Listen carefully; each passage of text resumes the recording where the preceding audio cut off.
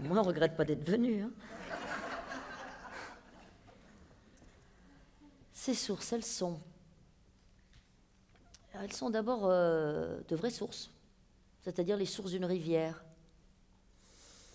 Au commencement, il y a une rivière. Souvent, il y a une rivière au commencement des vies. La mienne a non-santoire, même pas 40 km, source au pied du Puy-Marie, dans le Cantal,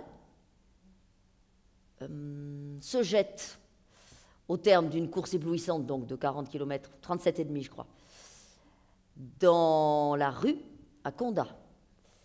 Et ça s'appelle, entre le pied du Puy-Marie et Condat, ça s'appelle la vallée de la Santoire. Je n'y suis pas née puisque je suis née à Aurillac, mais j'y ai grandi. En des années de plus en plus lointaines. J'y ai vécu jusqu'à l'âge de 18 ans, entre la ferme de mes parents et le pensionnat religieux à Saint-Flour. 7 années de pensionnat religieux à Saint-Flour. Voilà les sources. Alors les sources sont d'abord celles de cette rivière. Hein. C'était d'ailleurs le pseudonyme que j'avais l'intention de prendre quand je voulais écrire, que je n'écrivais pas encore, et que je me disais que si j'écrivais, je prendrais le pseudonyme de Santoire, qui est un nom de rivière, mais qui est aussi, comme c'est souvent le cas d'ailleurs, un patronyme, un nom de famille très répandu. Et à défaut de l'avoir pris pour pseudonyme, en fait, j'ai fait de ce nom Santoire un patronyme récurrent dans nombre de mes livres. Et celui-ci ne porte pas ce nom-là comme nom de personnage, mais la rivière y est pour ce qu'elle est, c'est-à-dire y est ce qu'elle est dans la vraie vie, c'est-à-dire une mince rivière qui borna jadis le pré de mes parents. Donc c'est la rivière Source. Et j'écris dans ce livre que je préfère le mot source au mot racine. Il y a du flux, ça part, c'est plus ouvert, ça peut rassembler éventuellement, et ça nourrit les sources. Donc c'est tout ça à la fois. Et ça s'est imposé absolument comme titre de ce livre, très vite, au début de l'écriture de ce livre, au début du chantier. Parfois, je n'ai le titre qu'en fin de chantier, péniblement. Parfois, je l'ai des années avant d'ouvrir le chantier, comme pour les derniers Indiens. Et là, je l'ai eu en ouvrant le chantier. Je l'ai eu avec la citation en exergue. Parce que la citation en exergue, pour moi, l'exergue et la dédicataire, ou le dédicataire d'un livre, font pleinement partie du livre. Hein. Et là, la citation en exergue, le sanglier solitaire hume vers les fermes. Il connaît l'heure de la sieste. Il trotte un grand détour sous les frondaisons, puis de la corne la plus rapprochée, il s'élance. Le voilà, il se vautre sur l'eau, la boue est contre son ventre. La fraîcheur le traverse d'outre en outre, de son ventre à son échine. Il mord la source. Jean Giono, Colline. Je suis le sanglier et les sources, le titre, viennent aussi de cette source de Jean Giono. J'ai eu l'exergue dès le début du texte, dès le début du travail. Donc voilà comment ça s'est fait. Alors on verra peut-être un peu plus tard qu'est-ce que Jean Giono pour vous, qu'est-ce qu'il représente, mais pour cette histoire, donc, est-ce qu'elle vous a été inspirée par le récit de proches, comme ça a été le cas pour Histoire du Fils? Non, pas par le récit de proches. Histoire de Fils, c'est donc l'histoire que je raconte, que je déploie en 12 tableaux dans le livre précédent. Vous avez raison de le souligner, m'avait été confiée pour que je la raconte par la famille dans laquelle elle était survenue. Voilà. Avec les sources, on est aussi dans une histoire de famille. Elle ne m'a pas été confiée, celle-là. Elle m'a toujours accompagnée, on va dire. Voilà. Elle a toujours déjà été là. l'histoire qui est racontée là. Si ce n'est que j'en use avec elle comme j'en use absolument avec toutes les histoires qui me passent entre les oreilles, entre les dents, entre les mains, à travers le corps, c'est-à-dire que je fictionne. Je découds, je recouds, je réinvente. Je dis toujours que je n'invente pas, mais que je réinvente. Et que toute ma capacité de fiction, elle est dans le préfixe. Ré. Voilà. Et le travail de ce texte n'échappe pas à ce processus plutôt que ce principe qui est à l'œuvre dans tous mes livres depuis que j'ai commencé à écrire. C'est-à-dire que je pars d'un morceau de réel, parfois un peu cuisant, parfois un peu brûlant, difficile à travailler, comme on parle de travailler la terre, vous voyez. Je sais d'en faire mon affaire. Donc j'ai tenté de faire ça aussi pour ce livre-là. Alors dès les premières pages, il y a les chiffres, ces chiffres qui ont une importance dans vos livres.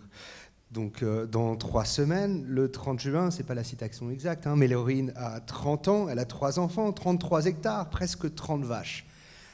Ce chiffre 3, pourquoi ce chiffre 3? Est-ce que ces chiffres vous viennent spontanément? Est-ce que vous les insufflez pour mettre une charge de signification dans le texte? Est-ce que c'est spontané? Vous voyez, je reprends votre formule, les insuffler pour mettre une charge de signification dans le texte. Alors, je sais qu'il y a des écrivains qui travaillent comme ça. Moi, je n'en suis pas là du tout. Hein. Je travaille d'une manière beaucoup plus instinctive, beaucoup plus brutale. Ce n'est pas du tout une coquetterie ni une figure de style si j'ai dit tout à l'heure, je suis le sanglier. Hein. J'écris comme un sanglier. C'est-à-dire de façon très... Il y a quelque chose de très brutal et de très instinctif dans mon geste d'écriture, dans un premier temps. Hein. Parce qu'ensuite, bien évidemment, c'est mon métier, c'est mon travail, c'est aussi ma passion. J'examine, je pèse, je travaille chaque mot, chaque signe de ponctuation, chaque silence. Mais avant ça, dans le premier jet, il y a quelque chose de très brutal. Et dans ce livre-là, peut-être plus que dans tout autre, vous voyez. Donc le 3 me traverse. Et ça a toujours été comme ça. En 2003, j'ai publié un livre qui s'intitule « Sur la photo ». Vous entendez bien, il y a 3 mots dans le titre. Ce livre procède par une succession de 3 paragraphes à l'imparfait et de 3 paragraphes au présent. Il y a un personnage qui revient dans tout le livre et qui en fait le fil rouge. Il s'appelle Rémi. Je le scande. Il, lui, le fils. 3. Il a 2 sœurs. Ils sont 3. Dans son enfance et ensuite dans sa vie d'homme, professeur d'histoire-géographie à Paris, porte de Bagnolet, il a une épouse et une fille, ils sont aussi 3. Voilà, donc le 3 obsessionnel, je sais pourquoi, mais je ne suis pas là pour raconter ma vie, le 3 obsessionnel a toujours été là et je n'ai jamais songé à m'en défaire. Je me surveille simplement, parce qu'il y a la question de la langue, encore et toujours. Et par exemple, vous voyez, j'ai une tendance, ça va jusqu'au point que j'ai une tendance très naturelle, comme un pli, presque un tic d'écriture, à utiliser le rythme ternaire pour les adjectifs, par exemple. Pour les verbes, 3, voilà. Bon, eh bien, dans un premier temps, dans le premier jet du texte, j'ai tendance à faire ça très naturellement, et ça vient exactement là pour les mêmes raisons pour lesquelles vous avez relevé cette litanie des 3. Bon, eh bien, là, pour le coup, vous voyez, j'examine, hein, je réfléchis, je regarde, hein, je les garde les 3, j'en enlève un, etc. Vous voyez, si j'ai 3 adjectifs ou 3 verbes, par exemple. Voilà. Donc, c'est comme ça qu'on se surveille. Se surveiller, dans le travail de la langue, c'est ça. Mais le 3, il faut que je m'arrange avec mon 3. J'ai presque envie de dire, il ne me laisse pas tellement le choix. Puisqu'on vient d'énumérer toutes les possessions de Claire, en vache et... de sa mère, pardon. Et de sa mère, oui. Donc les familles que vous dépeignez, donc ici, sont des familles de paysans oui. Plutôt aisés. Alors, ça dépend ce que vous entendez par paysans plutôt aisés. Ils ne sont pas pauvres. Pas des grands propriétaires, mais non. Ils ont quand même une bonne, du personnel, alors, un vacher. Bon, c'est peut-être... On est dans les années 60, 67. Petite paysannerie, ça c'est très sociologique, hein, ça m'intéresse beaucoup. Et il y a une dimension toujours très sociologique, testimoniale, documentaire, pour ne pas dire ethnographique dans mes livres. On est donc, quant à 1000 mètres d'altitude, pays d'élevage, zone de fabrication du Saint-Nectaire fermier. Donc on transforme le lait en fromage, ça c'est fondamental. Ça veut dire qu'on peut gagner sa vie, voire même bien la gagner. Parce qu'évidemment, cette transformation donne une valeur considérable au produit. Hein. On vend beaucoup plus cher du Saint-Nectaire que du lait. Voilà, c'est facile à comprendre, c'est économique. Donc, dans ces années-là, on peut être relativement prospère. Ce sont des années d'expansion. Hein. On est encore dans ce qu'on appelle, même si je sais qu'il faut nuancer l'expression, les 30 glorieuses.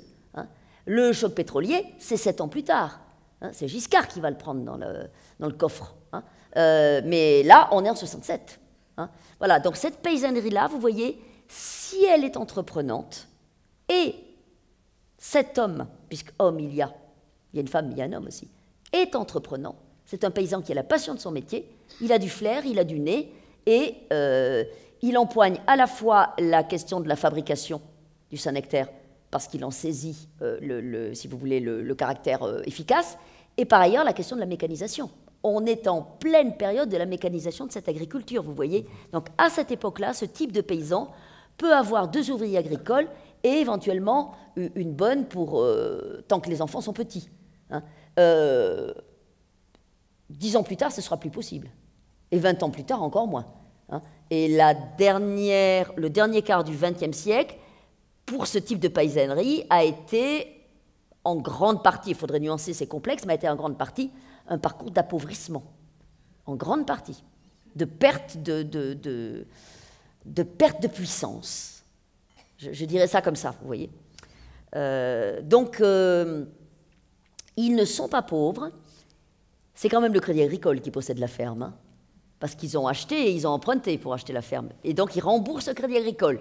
Hein. D'ailleurs, lui, dans la deuxième partie du livre, quand il est dans ses rémunérations, on comprend qu'il connaît la date où il a contracté chaque emprunt et la date à laquelle chaque emprunt se terminera. Hein. Il a tout, lui aussi, il a ses listes en tête. Hein. Et ces listes sont très centrées sur l'entreprise. La ferme, c'est une entreprise. Vous voyez, hein. Donc il y a cette dimension, et vous avez raison de la souligner, elle est importante. Et le fait que la ferme existe, qu'on possède la ferme, qu'on ait une voiture, que madame ait le permis de conduire, 67, hein, tout ça, c'est très important. Ça compte. La raison sociale, ça compte. On a l'orgueil paysan qui va avec. Ça compte. Pour elle et pour lui, pour les deux. On parlait de technique, de plein de choses, mais on va revenir un peu sur le sujet, et même l'évoquer, celui de la violence aussi. Il est question d'un mari violent. Donc parlez-nous de cette violence. Alors, cette violence, c'est la matière brûlante du livre. Hein, parce que il est hors de question, évidemment, de la livrer en pâture à un public voyeur. Et c'est un sujet qui s'y prête. Il est hors de question de faire pleurer Margot dans la chaumine et de donner dans le pathétique. Il faut rester digne. Et ça, tout en étant fracassé, parce que cette femme est fracassée. Saccagée, le mot est dit très vite. Hein. Totalement. Donc ça c'est dit, le mot est dit, mais il faut trouver l'agencement narratif, vous voyez la manière de construire la narration, d'une part, et d'autre part, encore une fois, c'est une obsession, mais la langue, qui va permettre de dire ce qu'il y a à dire, sans pathétique, sans jugement, sans surplomb, sans compassion, sans ce que j'appelle, c'est pas moi qui ai inventé la formule, la pitié dangereuse. Bon. Alors là, j'avais bien conscience en ouvrant ce chantier hein, que c'était vraiment ce que j'appelle la corde raide. J'ai déjà marché sur la corde raide. Hein. Écrire, c'est marcher sur la corde raide. Mais là, elle était un peu plus raide que d'habitude. Parce que cette matière-là, évidemment, elle est très, très, très risquée. C'est vrai qu'il y a une tension pour parler tout le temps. de corde raide. Tout le Et temps. d'ailleurs, la tension par rapport à cette violence, elle est surtout quand il n'est pas là, aussi, quand la violence ne surgit pas. Dans l'attente de cette violence, quand elle est dans la cour et qu'elle fait le linge, par exemple, Oui. c'est là vraiment, quand le mari est absent, que la tension est la plus soutenue. Alors, si vous voulez, cette tension, elle prend la forme de la peur. On comprend très vite, c'est dit. Cette femme a peur tout le temps, et les enfants ont peur tout le temps. On est dans un huis clos, il faut juste donner une précision, c'est que la ferme est complètement isolée. Elle est au milieu de 33 hectares. Il n'y a pas de voisins. Ça n'est pas un hameau, ça n'est pas un village. C'est une ferme isolée. Bon. Donc, il y a des témoins intérieurs, internes, j'ai presque envie de dire, qui sont les ouvriers agricoles. Mais attention, c'est un monde extrêmement hiérarchisé. Donc les ouvriers agricoles, au fond, ils n'ont quasiment ni yeux ni oreilles. Vous voyez, Et il est sous-entendu, entre guillemets, dans leur contrat, il est tacite que s'ils vont raconter ailleurs ce qu'ils ont vu là, on ne les gardera pas. Voilà. Donc il y a le silence des ouvriers agricoles, ça s'achète, ça se paye. C'est un monde vertical. C'est pas dit, c'est pas la peine, on n'a pas besoin.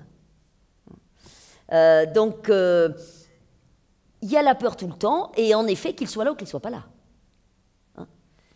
La première phrase, c'est « il dort sur le banc, il fait la sieste ». C'est la sieste du sanglier. Enfin, c'est la sieste dont le sanglier profite pour aller mordre la source. Voyez, y a une contiguïté profonde entre cette sieste de l'exergue et puis sa sieste à lui. Il fait la sieste sur le banc. Il dort sur le banc. Et avec cette phrase et celle qui suit, ça c'est mon travail. À moi de trouver, comment dire d'emblée, cette peur qui habite chaque instant de cette femme. Et aussi, on le comprend, même si évidemment ils sont lancés dans le jeu parce qu'ils ont 7, 5 et 4 ans, chaque instant de ces enfants.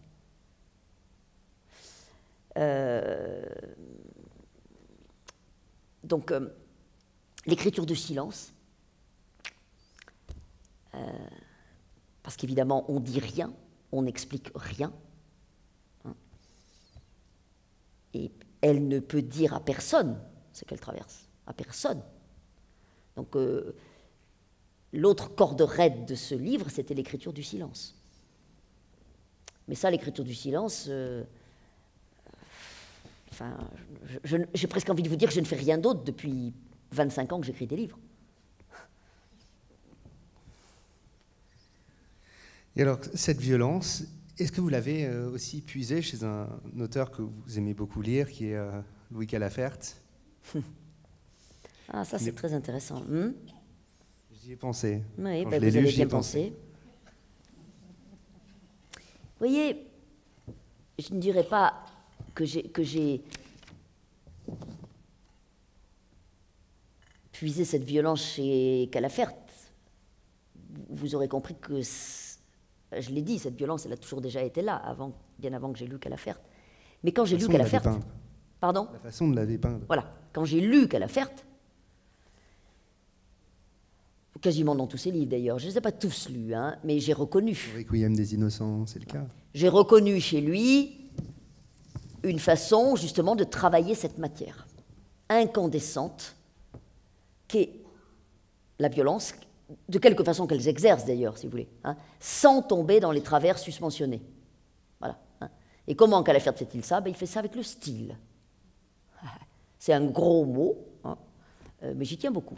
C'est-à-dire il fait ça avec le travail de la langue, Calafert. Voilà. Donc, oui, vous avez, si vous voulez, moi quand j'ai écrit ce livre, j'ai commencé l'écriture fin février 2022 et je l'ai terminé, si tant est qu'on termine jamais un livre, fin juin, donc en 4 mois, ce que j'avais jamais fait, j'ai jamais travaillé comme ça, j'appelle ce chantier le chantier violent. Bon, je n'ai pas explicitement, si vous voulez, pensé à Calafert et à quelques autres. Je n'ai pensé à rien explicitement, j'avais la tête dans le guidon et j'ai avancé. J'ai pensé à Giono. Bon. Au fond, je me suis tenue à la rampe, vous voyez, pour commencer, avec la citation de Giono. Mais évidemment qu'on ne peut pas écrire, enfin moi en tout cas, beaucoup d'écrivains, sans être travaillé et traversé par des réminiscences qui nous dépassent complètement, des écrivains avec lesquels on vit depuis en ce qui me concerne, l'âge venant, depuis très longtemps. Voyez, hein. Ça fait longtemps que je rumine Calafert. Bon, alors évidemment, ça ressort. Hein. Je n'y pense même pas. Voyez, hein. Et quand vous me le dites, je me dis, bah oui, oui. Très bonne intuition. Alors, revenons sur la violence, et donc il y a l'emprise qui est matérielle et psychologique. Oui, les bien deux. sûr. Absolument. Absolument. Ça, c'est très important aussi. Parce que cet homme et cette femme n'ont pas beaucoup de mots. Hein. Ils ne disent pas « je ». Hein. On est dans leur flux de conscience, mais c'est « elle » et c'est « il ». Hein. Et dans la dernière partie, c'est encore « elle ». Ça n'est jamais « je ». Hein. Un autre « elle », c'est-à-dire un des trois enfants. Dans la dernière partie, qui est très courte. Donc cet homme et cette femme, j'ai dit tout à l'heure, ils n'ont pas de mots pour expliquer la situation dans laquelle ils sont. Elle n'a pas de mots pour dire, hein, pour raconter. Elle a un petit nombre de mots pour nommer en son fort intérieur ce qui lui arrive, et c'est un vocabulaire très restreint. Hein. Et lui accompagne la violence physique d'une violence verbale. Et cette violence verbale, qui a un registre très restreint et sempiternel, c'est-à-dire ce sont les mêmes expressions, pour employer un terme neutre, qui reviennent tout le temps, hein, eh bien évidemment, cette violence verbale est extrêmement pernicieuse, parce qu'elle est toujours là. C'est-à-dire que même au moment où elle pourrait être tranquille, quand elle va faire les courses avec la voiture, elle est madame, hein, propriétaire, elle va faire ses courses, elle conduit sa voiture, alors que les autres femmes de paysans à cette époque-là et dans ce pays-là ne conduisent pas, par exemple. Vous voyez, ça la distingue. D'ailleurs, on les appelle les Aurillacois.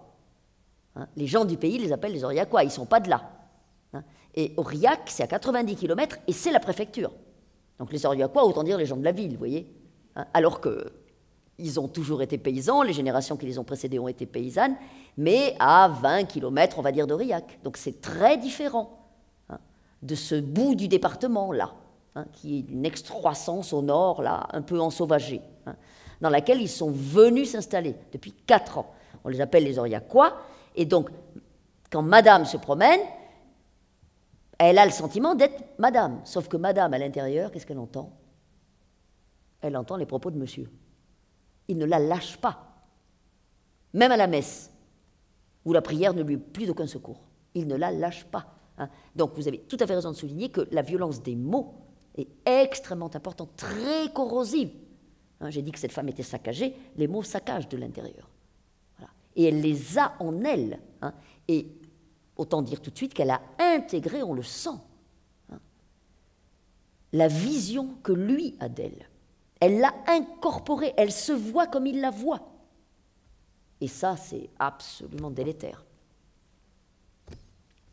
Il y a aussi des histoires de pères absents dont on se souvient. Il y a ceux qui sont partis à la guerre et qui sont revenus changer, dépossédés d'eux-mêmes. Oui, oui. En fait, vous voyez, ça fait une dizaine de jours que j'ai publié ce livre et j'ai déjà fait un certain nombre de rencontres. Et alors, c'est toujours étonnant à quel point les questions que l'on me pose ouvrent des pistes dans le texte que je n'avais pas vues. Vous voyez, la piste Calafert, par exemple, ou bien ce que vous venez de dire là. Hein. Au fond, je sais bien que c'est un livre sur la filiation. N'exagérons rien quand même, je ne suis pas aveugle à ce point-là. Et mon livre précédent était aussi un livre sur la filiation. Mais vous voyez, je n'avais pas objectivement dressé une sorte de typologie des pères. Et c'est vrai que dans ce livre-là, il y a plusieurs pères. Parce que lui est père. Il est le mari, il est le père des 3 enfants. Il est père, à sa façon. Il a un père, lui aussi, avec lequel on comprend très très bien que ses relations, les relations avec son propre père, sont des relations qui ont joué de manière très importante dans sa vie. Et dans les choix qu'il a fait dans sa vie. Et elle aussi a un père, qui en effet, vous avez raison, a été comme beaucoup de pères dans ces générations-là, Elle est née en 1937. Hein? Eh bien, son père, pendant 5 ans, il a été absent. Il était prisonnier. Et pendant 5 ans, elle était seule avec sa mère. C'était le paradis. Et quand le père est revenu, eh bien, il n'a jamais véritablement repris sa place. La mère l'a gardé. C'est-à-dire la mère de cette femme est une maîtresse femme. C'est une femme qui fait l'homme. C'est fondamental hein, dans la nébuleuse du livre. Hein. Et dans son parcours psychique à elle, c'est fondamental d'avoir eu cette mère-là. Et ce père-là qui est un doux. Habituellement, ce n'est pas la place des hommes, la douceur. Vous voyez, dans cet univers. Hein.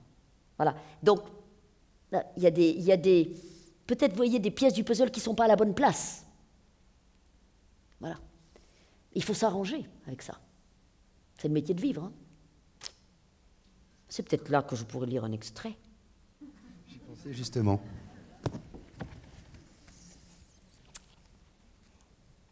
Alors, j'avais pensé à un extrait, mais là, avec ce que je venais de dire, je change. Je vais en mettre un autre. Pam, pam, pam. Ah, oui. Donc, voilà. On est à table. Vous savez bien qu'à table, on voit tout. Voilà.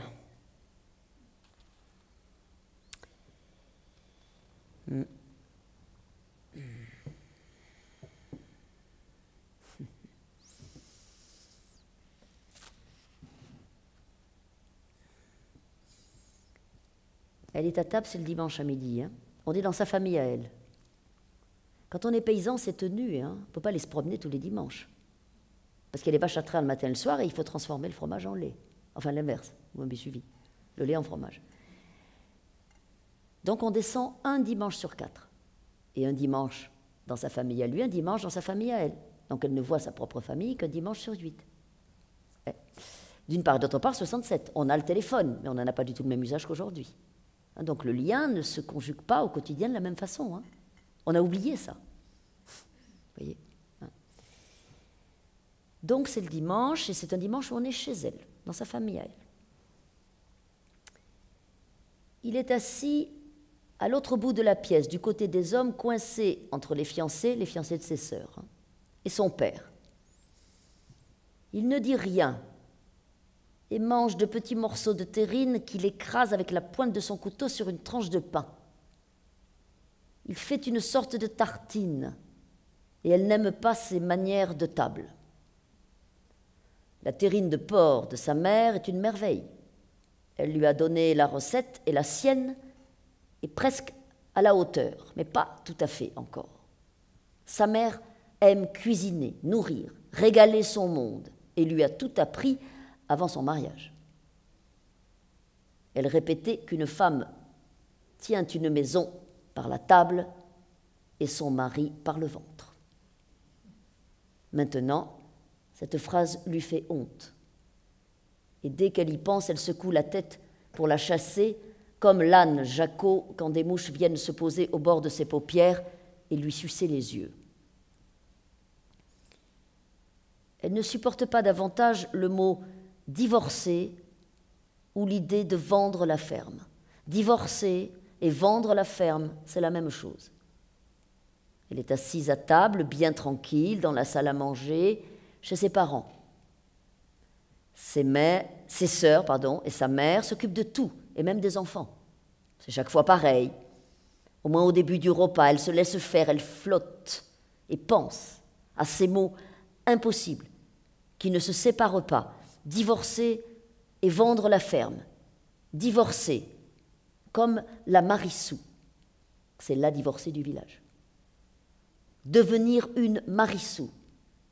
Et ses enfants, les 3, des enfants de Marissou, passent encore pour les filles. Les filles finissent par se marier. Maintenant, de plus en plus, elles peuvent même se faire une situation si elles travaillent bien à l'école. Mais Gilles, elle se voit finir avec lui dans une maison croulante.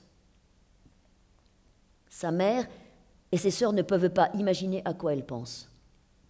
Le papa non plus. C'est le seul moment dans le texte où il y aura le mot papa. Hein.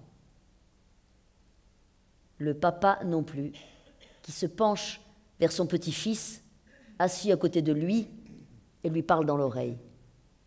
Il a un faible pour Gilles, tout le monde le sait. Sans doute parce qu'il est le seul garçon dans toute cette famille de femmes. Elle a déjà pensé que Gilles lui rappelait peut-être André. André, c'est son frère aîné. Elle est née en 37. Elle a eu un frère né en 35, mort en bas âge. C'est les petits morts qui hantent toutes les familles. C'est les petits morts d'Histoire du Fils. C'est les mêmes. Elle a déjà pensé que Gilles lui rappelait peut-être André dont personne ne parle, et qui est né dans cette maison, y a vécu, y est probablement mort. Tout, mais pas ça. Pas la mort des enfants. Elle se secoue, se lève et rejoint sa mère devant le fourneau. Le coq au vin est prêt. La sauce est parfaite. Sa mère vient de la goûter. Elle triomphe.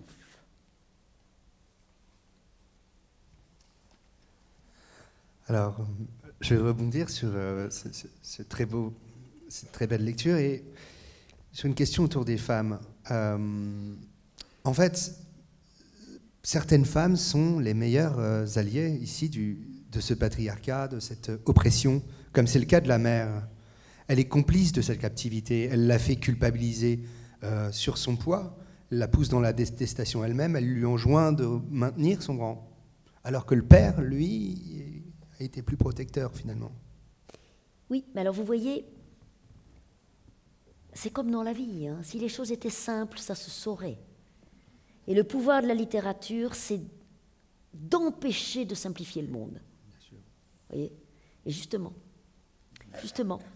cette mère donc, qui lui a donné la recette de la terrine, qui est la reine du coq au vin, c'est elle qui tient la maison, sa mère. Hein ? C'est ce qu'on appelle une maîtresse femme. Vous connaissez cette expression. Hein ? Bon. D'ailleurs, lui, le gendre, le reconnaît. Hein ? Il reconnaît tout à fait que c'est une femme d'aplomb. Hein ? Voilà. Et c'est vrai que c'est elle qui a donné et fait intégrer pleinement à sa fille le code de l'honneur paysan. Hein, surtout paysan petit propriétaire. C'est-à-dire, on ne vend pas, hein, on se fait servir, on ne va pas se servir chez les autres, hein, on tient son rang, on tient son jardin. Hein, et bon, ben, on ne raconte pas ses misères, on les garde pour soi. Hein, on tient... son rang. Oui, on tient son rang et on tient son mari, enfin, vous avez entendu tout à l'heure, hein, etc., etc. Et on ne doit pas se laisser aller, hein, donc ne pas grossir, ne pas se laisser grossir après la naissance des 3 enfants, parce que les hommes ont des besoins et que s'ils ne trouvent pas ailleurs ce dont ils ont besoin, s'ils ne trouvent pas chez eux ce dont ils ont besoin, ils vont le chercher ailleurs. Tout ça, c'est la loi de la mère. Hein. De la même façon, allons jusqu'au bout, que c'est cette mère qui décide, après la naissance du 3e enfant, 3 enfants en très peu de temps, 3 enfants, 60, 62, 63, 3 enfants en 3 ans, c'est la mère qui, avec le médecin accoucheur, décide de la ligature des trompes de sa fille.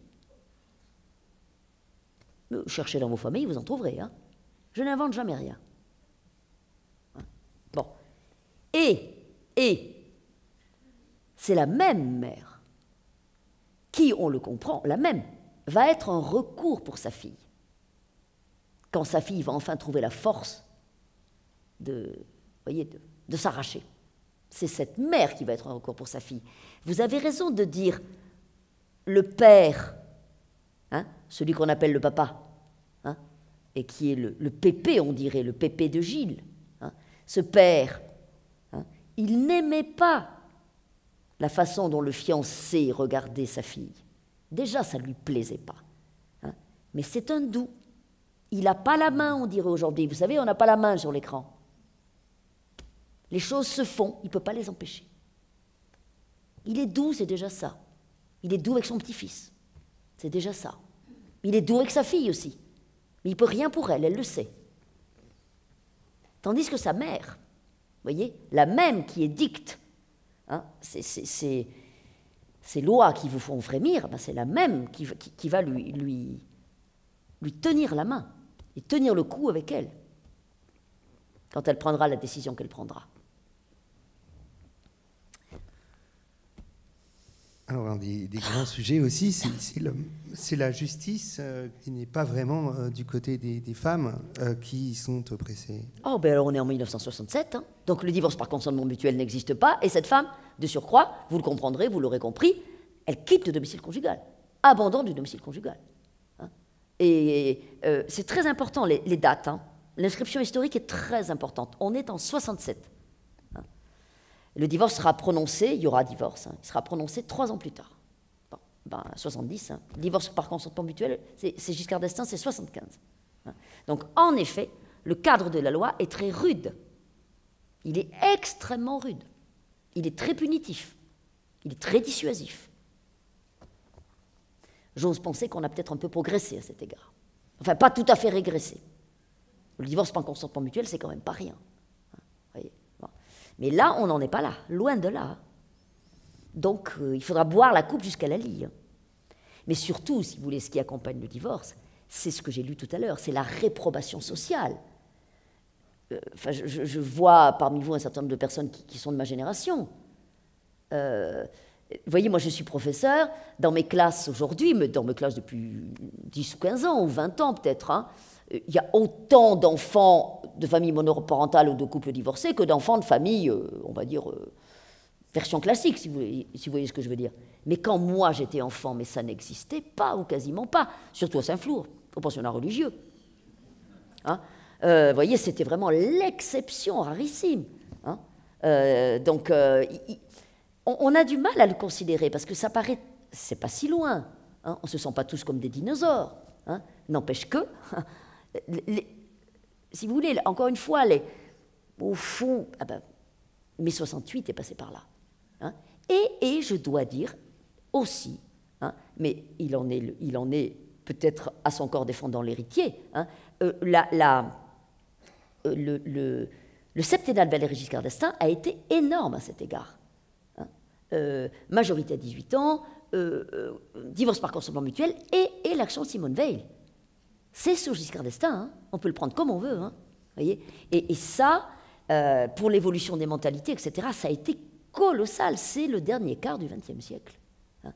Mais avant, on a l'impression que c'est antédiluvien. Ça n'est pas antédiluvien. Hein. C'est l'histoire de nos enfants, c'est l'histoire de nos mères. Et des grands-mères, des personnes moins chenues que je vois parmi nous. Vous évoquez donc Giscard, et il est d'ailleurs dans le roman, et il n'a pas été fantastique du côté de la compréhension des agriculteurs. Il avait beau jouer de l'accordéon avec les gens. Ah, bah oui. Ça, le père le sent venir. Il ne comprend rien au monde agricole, contrairement à ses prédécesseurs. Vous en parlez un peu. Je ne sais pas si Pompidou, il comprenait beaucoup plus, mais il en venait. Donc, intuitivement, comme ça...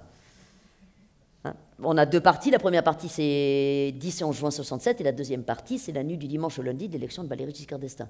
Cette deuxième partie, je l'ai écrite pendant le début des vacances, dites vacances de printemps, vous voyez, de cette année 2022. On était en pleine élection présidentielle. Hein, exactement, en plein dedans. Donc quand j'ai ouvert le chantier de la deuxième partie, pour faire entendre la voix du père, ben, ça m'est venu, mais j'y ai même pas réfléchi. Je me suis dit... Giscard vient d'être élu. Hein, qu'est-ce que ça représente, voyez, hein, pour cet homme qui est paysan, qui s'intéresse à la marche du monde, à la différence d'elle. Hein, elle n'a plus d'énergie pour ça, mais lui en a. Ça l'intéresse, la politique, la guerre entre les Juifs et les Arabes, la guerre des 6 jours, il n'y comprend rien, mais ça l'intéresse. Hein, il a des jugements un peu... hein, voilà, bon, c'est lui qui appelle ça comme ça. Hein. La guerre des 6 jours, il n'appelle pas ça la guerre des 6 jours. Hein. Bon. Et il sent avec une intuition très juste que tout ça, ça va compter pour lui. Que ce qui est en train de se passer, ça va compter pour lui dans sa ferme au bout du monde, là, dans son trou, dans ses 33 hectares sur son île. Il sait, il a compris qu'il n'est plus seul au monde, que les prix des produits, hein, les normes européennes, hein, sont en train d'entrer dans sa vie. hein. Et nombre de mes autres livres traitent de ces questions-là. Hein. C'est de la matière littéraire, tout fait matière, tout fait ventre, ça aussi. Hein. Et donc il sent très très bien que l'élection de Giscard d'Estaing, bon, il y avait pire. Hein. Il y avait pire qui était Mitterrand. Il ne perd rien pour attendre, ce sera 7 ans plus tard. Hein. Alors Mitterrand, pour lui, c'était l'épouvantail absolu. Hein. Donc voilà, il préfère quand même Giscard d'Estaing. Hein. Mais malgré l'accordéon, comme vous le dites, il sent bien que il y a quelque chose de la France paysanne qui est la sienne. Je ne confonds pas France paysanne et France rurale. Hein. La France paysanne qui est la sienne, qui est ataviquement la sienne, il y a quelque chose qui est en train de basculer, il le sent. Sans avoir beaucoup de, comment dire, de moyens pour le penser, il le sent. Voilà. Et ça, c'est dit dans le texte. Et on a une nuit comme ça de rumination où on a aussi un cadre politique et historique. Hein, c'est incontournable. Hein. On ne vit pas sur des îles désertes. Il y a beaucoup de choses dans cette source. Et comme l'avancée de la technologie, l'arrivée du tracteur qui provoque cette crainte. Et la dans les années mécanisation, 60, la mécanisation, il y a beaucoup de choses. Mais peut-être qu'on va parler, pour finir, de votre écriture, vraiment. Il y a une place accordée aux couleurs, aux odeurs, au toucher. Il y a du sensoriel partout, un peu comme Colette, pour parler d'un autre auteur, à laquelle on peut vous comparer. Elle aussi fait partie de votre panthéon d'auteurs? Oui. Déjà, la bonne femme m'amuse beaucoup. Elle est quand même voilà une maîtresse femme. Une carabinée. Du Palais Royal. Pardon? La bonne dame du Palais Royal. Oui, puis elle est carabinée, quoi. Hein. Elle a peur de rien. Elle a fait tous les métiers. Elle a un usage de son corps qui est complètement stupéfiant. Ah, c'est quelqu'un de stupéfiant. Déjà, la bonne femme m'intéresse beaucoup. Vous voyez, je vous dis, je pense à ça parce que vous voyez, par exemple, Rosa Bonheur. Moi, la peinture de Rosa Bonheur, mais ça me sort par les yeux. Hein. Comme dit Cézanne, c'est terriblement ressemblant. Oh. J'y suis allée, hein, je me suis forcée. Hein. Oh, bon, mais la bonne femme, elle est incroyable. Hein. Vous voyez, c'est une trajectoire de personnes, d'artistes, de femmes stupéfiantes. Et bien, Colette, non seulement j'aime sa trajectoire, elle m'intéresse. Hein. Je ne suis pas dans l'adhésion, moi je ne suis jamais dans l'adhésion pour rien, donc on ne va pas commencer avec Colette. Hein. Elle m'intéresse, mais alors là où évidemment elle m'emporte, c'est la styliste, parce que c'est vraiment ce que j'appelle, et ce sont les écrivains que j'aime moi, c'est une travailleuse du verbe. Hein, voilà, hein, ou un travailleur, vous appelez ça comme vous voulez, du verbe, voilà. Hein. C'est une femme qui a la passion de la langue. Alors bon, elle a fait beaucoup de travaux, j'appelle ça des travaux nourriciers, vous voyez ce que je veux dire. Il fallait qu'elle gagne sa vie, Colette, il fallait qu'elle fasse rentrer l'argent. Hein. Donc elle n'avait pas bien toujours... Le second métier de l'écrivain, c'est ça? Pardon? Le second métier de l'écrivain. Oui, c'est ça, vous voyez, elle n'avait pas toujours... bon, tout n'est pas parfaitement soigné, mais il y a des textes qui sont considérables. Et ce que j'aime chez elle, c'est la charge charnelle. Vous voyez, hein, le jus des choses, quoi. Hein, voilà, on sent qu'elle jubile infiniment d'être au monde. Et sa langue rend compte, vibre de cette jubilation. Ça, c'est quand même extraordinaire. Hein, voilà. Donc, en ce sens, en effet, c'est vraiment un écrivain important. Mais alors, vous aussi, vous avez ramené votre province à Paris, non la Bourgogne de Saint-Sauveur, comme Colette, mais moi, je n'ai pas l'accent de Colette. Vous avez déjà entendu sa voix? Cherchez un son sur Internet, vous verrez, elle a un accent renversant. Ah. Oui, elle roulait soigneusement les airs aussi. Hein. Oui. Oh, ben, oui, elle savait prendre la pause. Hein. Mais c'est quelque chose. Hein. Pardon, je vous interromps. Alors, il y en a un autre. Bon, vous avez parlé de Giono, bien sûr, qui a une importance pour vous, lui qui mettait du mythe sur les territoires. Vous avez une description peut-être plus réaliste du territoire. Il y en a un autre qui a réinventé le territoire Auvergne. C'est Alexandre Vialat. Oui. C'est avec, par exemple, je ne sais pas si vous l'avez lu, ce livre, L'Auvergne absolue. Bien sûr. Oui. C'est une source d'inspiration pour vous? Oui, alors Alexandre Vialat, c'est lui qui a dit déjà que l'Auvergne est une île. Alors un homme qui a dit ça ne peut pas être tout à fait mauvais, parce que c'est complètement vrai. Alors Alexandre Vialat, ce que j'aime chez lui, ce sont quand même beaucoup et essentiellement ses chroniques, ses formes brèves. Il excelle dans la forme brève. Hein, et il a un sens de la dérision, une grande lucidité, une grande tendresse dans son regard sur le monde, sur les choses, comme elles vont, comme elles viennent. Voilà. Et ce qui m'attendrit beaucoup chez lui aussi, c'est qu'il commençait toutes sortes de romans, puis il ne les finissait jamais. Et il avait l'agendite aiguë, c'est-à-dire la maladie de l'agenda. Il faisait des listes sans arrêt sur son agenda de choses à faire. Et tous les jours sur son agenda, il écrivait « apprendre l'anglais ». Je trouve ça me plaît beaucoup. Voyez.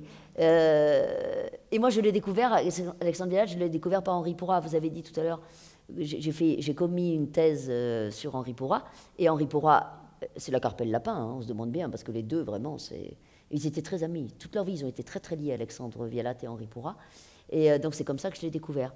Et je ne dirais pas que ça a été une influence, parce qu'il a une langue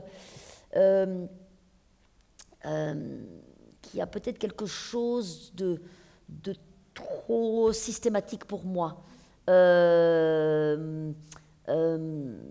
Et puis, il est explicitement, souvent, du côté d'une recherche de l'humour. Ce que moi, je ne peux pas faire. En l'Auvergne absolue, c'est le cas. Oui. En revanche, comme dirait, il est bon en émotion. C'est-à-dire qu'il y a des moments où il va faire sortir l'émotion comme ça, où on ne l'attend absolument pas, quoi, avec une justesse incroyable. Mais je ne peux pas vraiment dire que ça a été une influence parce que je ne l'ai pas lu de façon approfondie. Vous voyez, pour que ce soit une influence, il faut qu'on rumine. Il faut que le travail de tel ou tel, alors ça va être Flaubert, ça va être Michon, ça va être en effet Pourrat, par exemple, ou Giono. Il faut que vraiment ça infuse en vous, voyez, hein, pour qu'ensuite il puisse y avoir des résurgences inconscientes. Hein. Et ça n'a pas été le cas, je ne dirais pas que ça a été le cas avec Vialat. Je n'ai pas de ressemblance, mais par contre avec un autre Auvergnat, Bataille. Je vois une ressemblance avec Bataille. Eh bien alors ça, vous allez me l'expliquer, parce qu'alors... Je vais vous dire une chose. Il y a Riom, on parle de Riom à un moment dans le texte. Bon, lui, il est de Riom, Montagne. Oui, Riom, pardon. Alors, Georges Bataille. Georges Bataille, sa famille est originaire de Ruyens-Montagne. On n'a rien trouvé de mieux à faire à Ruyens-Montagne, que j'adore, de baptiser le collège Georges Bataille. Si on avait vraiment lu Georges Bataille à Ruyens-Montagne, à mon avis, on n'aurait pas baptisé le collège Georges Bataille.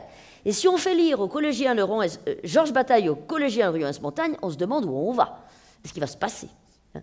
Parce que quand même, hein, le rapport... Hein, alors, voyez, moi, Georges Bataille, cette manière qu'il a de nouer, hein, Eros et Thanatos, enfin, le sexe et la mort, etc., ça me reste un peu... Je reste un peu à la porte. Hein. Je ne suis pas du tout une inconditionnelle. Je l'ai lu tard, je l'ai lu partiellement, je reste un peu... Dans la construction de la phrase. Alors, si vous le... Vous voyez, il va falloir que j'aille regarder de plus près. En revanche, c'est quelqu'un, en effet, qui avait un lien très fort, très organique à cet univers, hein, à ce monde, à ce paysage. Et c'est pas rien comme paysage, hein, c'est un paysage qui vous rabote, qui vous forme, qui vous rentre dedans. Vous ne pouvez pas impunément traverser ces paysages-là. Si ce n'est que Georges Bataille, il faut dire une chose le concernant, il était d'extrace bourgeoise, extrêmement bourgeoise. Mes parents eussent été les fermiers de Georges Bataille. Hein, voilà. Hein, et des parents de Georges Bataille. Hein, vous voyez, on n'appartient pas du tout au même côté du monde. Et ce sont des pays où ça compte. Hein, où quand j'ai eu, moi, par exemple, le baccalauréat, hein, c'est pas pour me vanter, mais avec mention très bien, hein, eh bien, les familles qui tenaient le haut du pavé ont trouvé que je sortais de ma condition. Parce que j'étais fille de paysan et que ça ne se faisait pas. 80, hein, 80. C'est ça, ce monde-là aussi. Hein. Vous voyez, je n'en fais pas une peinture idyllique. Hein. Et Georges Bataille, il vient de là aussi. Hein. Bon, puis Georges Bataille, côté père, je vous conseille d'aller voir. Hein. C'est très, très, très, très, très, très, très intéressant. Et moi, le collège Georges Bataille, ça me fait rire. Ça me fait beaucoup rire, le collège Georges Bataille. Alors, vous parlez souvent de chantier pour parler de votre écriture. L'écriture, donc, c'est un chantier où vous êtes l'architecte, l'artisan et l'ouvrier. Vous parlez. Oui, je fais tout. Oui, voilà, c'est ça. Et vous parlez assez aisément, quoi, de votre écriture, en tout cas. C'est pas le cas de beaucoup d'écrivains, de tous les écrivains. Vous avez... Oui. Moi, je parle du chantier, oui. Pourquoi je parle du chantier? Parce que je file la métaphore agricole, ou bien la métaphore artisanale, Donc ça devient intelligible. Je veux dire, moi j'ai été étudiante à une époque, fort heureusement ça a peut-être un peu changé ça, où on vous assommait pour parler de l'écriture, etc., d'une langue incompréhensible. Enfin, moi, je ne comprenais rien. Toute littérature critique sur l'écriture, le style, tout ça, m'était complètement fermée. J'en ai extrêmement souffert quand j'étais étudiante. J'avais un complexe énorme. Et deux, je me disais, à l'agrégation, tu peux toujours courir, vu que tu ne comprends rien à Roland Barthes. Ça va être dur. Bon, je l'ai eu quand même, parce que je suis têtue. Mais, vous voyez donc, au fond, j'y ai jamais réfléchi, mais puisque vous me lancez sur cette piste, je crois très honnêtement qu'à partir du moment où on va commencer à me poser des questions, moi je réponds. Et j'essaie de répondre, ça c'est peut-être mon pli de professeur, d'une façon intelligible. Vous voyez, si je parle à mes élèves en japonais, je leur apprendrai jamais l'accord du participe passé conjugué avec l'auxiliaire avoir. En français, je leur apprendrai peut-être pas non plus, mais enfin, au moins j'aurais essayé. Vous voyez, et ben c'est toute proportion gardée. Vous voyez, je ne considère pas du tout les lecteurs comme des élèves, mais j'essaie de faire en sorte que, au fond, sortant d'une rencontre, on ne soit pas tout à fait dans le même état que celui dans lequel on y est entré. C'est-à-dire qu'on ait entendu une parole intelligible. Sur l'écriture aussi, c'est possible. J'ai écrit un livre sur l'écriture qui s'intitule Chantier, qui déploie d'une manière au pluriel, qui déploie d'une façon très précise, extrêmement précise, avec des considérations grammaticales, par exemple, ces questions de chantier, vous voyez, et qui n'est en aucun cas un livre de théorie littéraire.